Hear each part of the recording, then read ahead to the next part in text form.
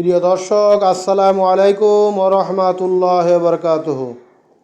আপনারা দেখতে পাচ্ছেন এখন আমি তাবিজাত কিতাব থেকে একটা আমলের কথা আপনাদের সামনে বলতেছি। চোর এবং ডাকাতের উপদ্রব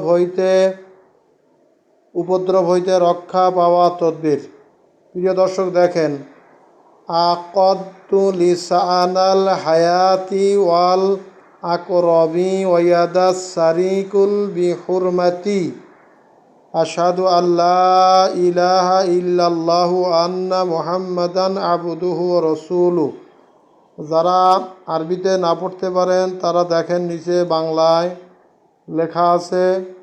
প্রিয় দর্শক, এই দোয়াটা আল্লামা রুহুল আমিন হুজুর রহমাতুল্লাহ বলেছেন, উক্ত দোয়া ফজর এবং মাগরেবে তিনবার পড়িবেন।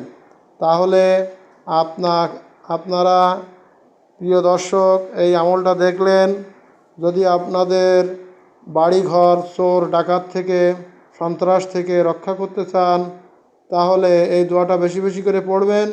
এবং এই ভিডিওটি যদি আপনাদের ভালো লেগে থাকে তবে লাইক দিবেন, বন্ধুদের সাথে শেয়ার করবেন এবং মন্তব্য কমেন্ট করে জানাবেন, এবং এই চ্যানেলটি সাবস্ক্রাইব করবেন যাতে করে আরও অনেকে উপকৃত হতে পারে।